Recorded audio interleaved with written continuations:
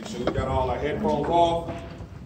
You know, I don't even have to ask certain questions. I was about to ask, were you ready to go? Have you got your playlist together? You guys ready to play a game? I was about to ask that question, but after seeing that output, the camaraderie, the honor, and the things that they're doing, should be no question about what your goals should be, what you need to do, and what this is about. So I'm going to go ahead and just talk to you about a person you've heard of before time and time again. Each and every time, he's no stranger. His name is Jesus Christ. You've heard of him. And I just want to talk to you about certain times in Jesus' life. At one time in Jesus' life, he went to a festival of Passover. And his parents went with him, and it was just a thankfulness that God had spared the people through years and years when they passed by the firstborn of Moses. Where his parents left him one time. And they got discombobulated, and they didn't know where he was. They lost him. When they came back and found him, he was up there teaching people. He was 12 years old. I thought it was different when the fact that they mentioned his age. See, you guys understand that when you read the Bible and see Jesus stuff right now, that's just a depiction of somebody who may have drew him, not really getting a chance to know him. In my time of studies, I've gotten a chance to know him. And I wonder, I'm like 12 years old, why do they talk about that? Because in the Jewish faith, when you are 12 years old, you are now a man. You are now a man. And later on I read when his mom said, "Where were you?" He was like, "Mom, can't you see I was about my father's business?" But I also read that later on in that sentence, they said he was real obedient and he went with his parents. So there was a time for him to kind of be off studying, and then there was a time for him to become a son again, to be obedient. Another time I want to bring out to you was one time Jesus went to the market, and the people were overcharging. It'd be like us going to Walmart trying to get a PlayStation, they charge you $900. So the people in the market overcharge. And when I read this scripture, I'm sitting here wondering, Jesus was able to take all these people out of the market. And I'm like, not one person can stop him. He's one person, and he cleaned out a whole market. But as I read deeper, God revealed to me, does anybody know what Jesus did for a living? Does anybody know what his dad did? A carpenter. Exactly. Now, unlike today, carpenters weren't going to people's houses and laying down carpet. That's not what they did. Back in the day, a carpenter had to have a certain skill set. Meaning he had to go out and chop down a tree and make his furniture out of that tree. So while we get these pictures of Jesus walking around a long robe and a smiling face, up under that robe was a grown man. Understand what it takes to be a carpenter. He had to chop down the tree. That means you're working your forearms. You're working your shoulders. You're working your core. Whenever he got that tree chopped down, he had to smooth in the bark. So now he's working his forearms. He's working his chest. He's putting his legs into it. And as he cut and carved, he didn't have no Swiss Army knife. He had to use a stone, a rock, to get it smoothed out, to be perfection. He was the son of a carpenter. So imagine from the time you get here all the way until you get about in your 20s, that's what you did for a living. I'm pretty sure under that seat, Jesus had a six-pack. I'm pretty sure he was ripped up. Which is why when he kicked those people out, there wasn't too much they could do with them. We always read about the miracles, but we don't focus sometimes on the physical and what Jesus can do. And the third time I want to talk about a time in Jesus' life was when they came and arrested him. When he knew he was getting ready to go up on the cross. And they came and they said they sent about anywhere from 60 to over 100 soldiers. And they said when they got there, Jesus said, "Who are you looking for?" And all soldiers got down on one knee, afraid of this one man. And no matter where you read in the Bible, you never saw where Jesus raised his hand. But they were afraid of him physically. Why is that? There's no depiction you will ever see that no matter what denomination you are, you will never see a picture where somebody was taller than Jesus. That means he was strong in stature in his time.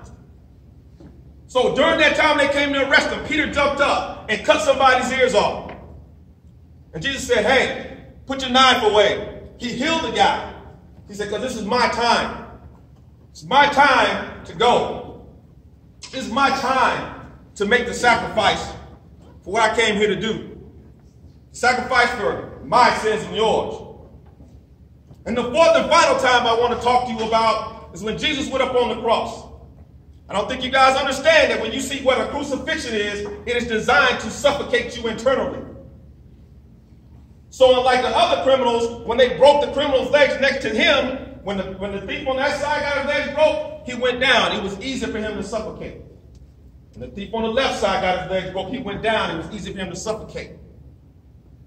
But what they did to Jesus, they had him right here, and right here, and right between his legs, and he had to hold himself up for a long time.